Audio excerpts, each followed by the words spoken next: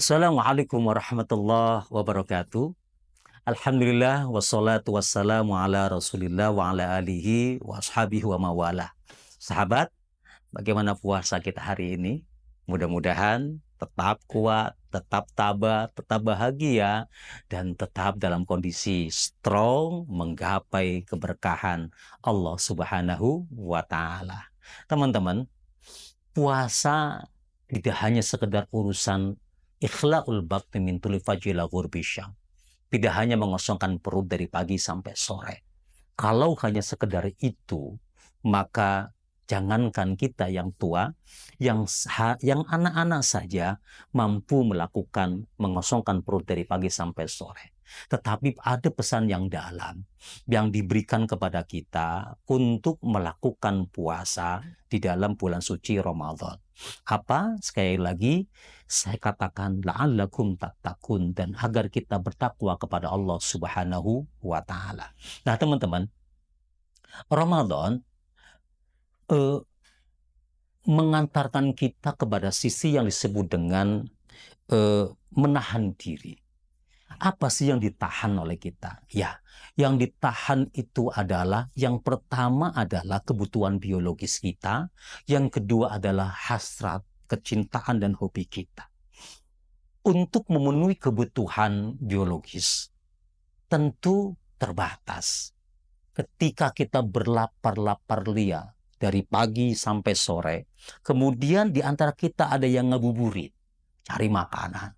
Dikumpulkan berbagai model makanan di atas meja kita.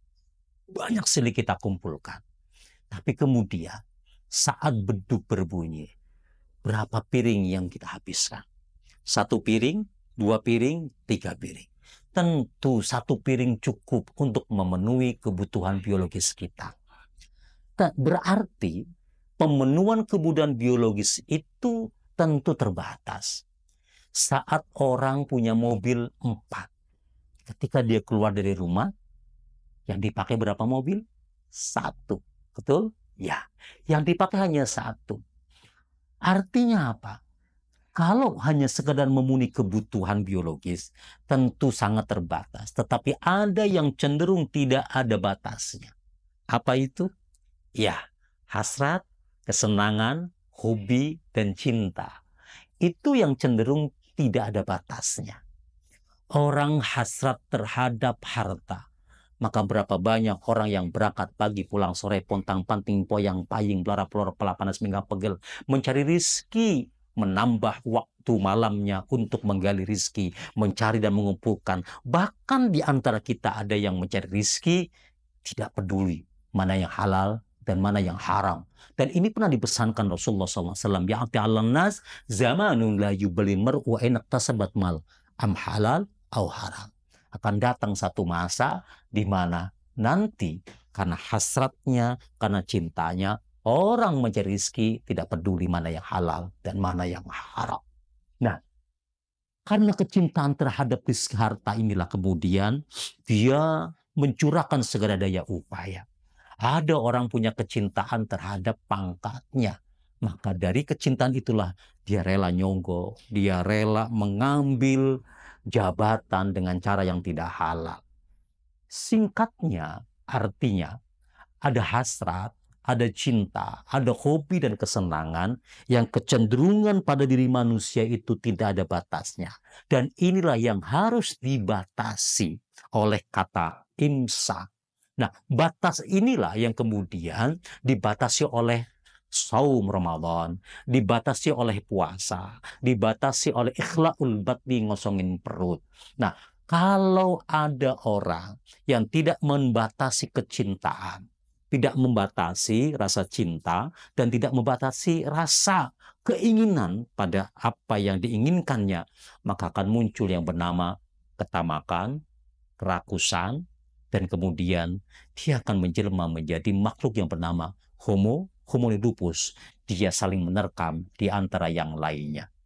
Hal inilah yang perlu dibatasi pada manusia, yang kemudian dia keluar dari sifat kemanusiaannya, kemudian lebih menjelma kepada sifat hayawan, bahimah, dan seterusnya.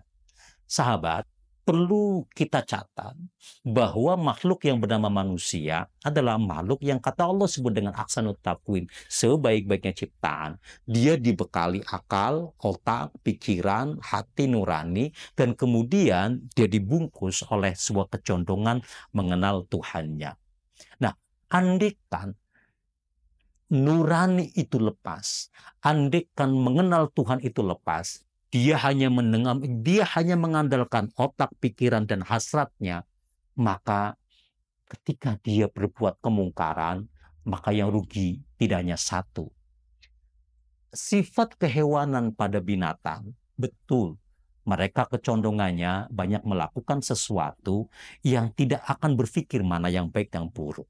Seekor kambing ketika keluar dari kandangnya, dia hanya mengambil rumput orang lain. Tetapi manusia ketika keluar dari kandangnya, dia tidak gunakan nurani dan agamanya, maka jangankan rumput, pagar, jembatan, besi, aspal pun dia makan. Ketika masuk ke hutan, gajah hanya merusak 1-2 pohon. Tapi manusia ketika masuk hutan tidak menggunakan nurani, akan merusak hutan yang bernama illegal logging. Mudah-mudahan Ramadan mengantarkan kita menjadi manusia yang sebenarnya manusia. Wallahu a'lam. Assalamualaikum warahmatullahi wabarakatuh.